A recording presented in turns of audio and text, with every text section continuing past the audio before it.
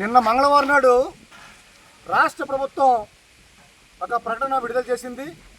అది ప్రకటన కాదు, ఉత్తర్వు విడుదల చేసింది. రాష్ట్ర ప్రభుత్వం తరపున రెవెన్యూ శాఖ ప్రత్యేక ప్రధాన కార్యదర్శి జి జయలక్ష్మి గారు ఒక ఉత్తర్వుని విడుదల చేశారు. ఆ ఉత్తర్వు సారాంశం ఏంటంటే, రాష్ట్రంలో ప్రభుత్వ భూములలో ఏళ్ల తరబడి నివసిస్తున్న వారికి 150 గజాల లోపు ఎవరైతే నివసిస్తున్నారో అటువంటి వారందరికీ కూడా ఉచితంగా రిజిస్ట్రేషన్ చేస్తామని చెప్పి ప్రత్యేక ప్రధాన కార్యదర్శి గారు జయలక్ష్మి గారు ప్రభుత్వ ఉత్తర్వుల ద్వారా తెలియజేశారు.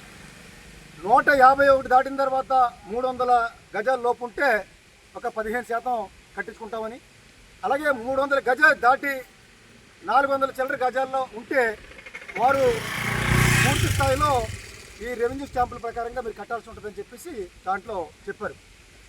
ఆ ఉత్తర్వుల్లో వారు పేర్కొంది ఏంటంటే, ఎక్కడైతే ప్రభుత్వ భూముల్లో ప్రజలు నివసిస్తూ అభ్యంతరం లేని చోట మేము ఇస్తామని చెప్పేసి చెప్పారు. అంటే అభ్యంతరం అంటే ఎవరు పడితే వాళ్ళు ఏది పడితే అది అభ్యంతరం పెడితే రాష్ట్రంలో ఎక్కడా కూడా ఇంటిస్తారో ఈ ప్రభుత్వం ఇవ్వలేదు. కానీ అభ్యంతరం అంటే కొన్ని ప్రత్యేక సందర్భాల్లో అది రోడ్డు వైండింగో లేదా ఏదన్నా గ్రామాల మధ్యలోనో ఇలా కొన్ని సందర్భాల్లో ప్రత్యేక సందర్భాల్లో ప్రజలకి ఇబ్బందికరమైన పరిస్థితి వస్తే అదాన్ని అభ్యంతరం అంటారు. ఇవాళ ఉదాహరణకి పాలకోడేరు మండలం రాజుకాలువ గట్లో ఇక్కడ 130 కుటుంబాల వరకు నివసిస్తూ ఉన్నారు.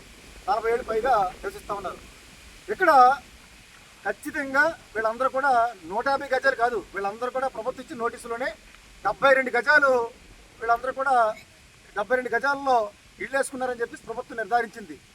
అంటే ఇవాళ వీళ్ళందరికీ కూడా ఇళ్ల పట్టాలు ఇచ్చి రిజిస్ట్రేషన్ చేయడానికి అవకాశం ఉంది.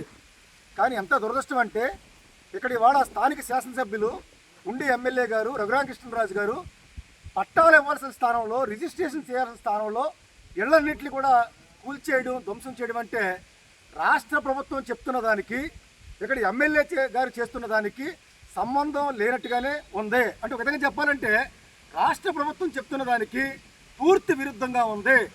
కాబట్టి మేము ముఖ్యమంత్రి గారిని కానీ ఉప ముఖ్యమంత్రి గారిని కానీ మొత్తం ఈ రాష్ట్ర ప్రభుత్వాన్ని మంత్రివర్గాన్ని మేము కోరేది ఏంటంటే, ఇవాళ ఉండి నియోజకవర్గంలో గతంలో ఏదైతే ఎన్నికల సమయంలో వీరు హామీ ఇచ్చారో, మేము 3 సెంట్లు స్థలాలు లేని వాళ్ళకి 3 సెంట్లు ఇళ్ల స్థలం ఇస్తామని మీరు చెప్పారు.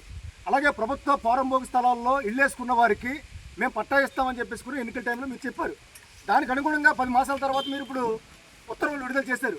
కానీ వాళ్ళు ఉండి నియోజకవర్గంలో ఇప్పటికే 800 గృహాలని ధ్వంసం చేయడం జరిగింది. ఇంకా మేము ఈ ధ్వంస కార్యక్రమం, ఈ గృహాలు తీసేసే కార్యక్రమం, కూల్చివేత కార్యక్రమం మేము కొనసాగిస్తామని చెప్తా ఉన్నారు. దీనికి కాలుష్యం అని చెప్పేసి మీరు కారణాలు కుంటిసాకులు చెప్తా ఉన్నారు.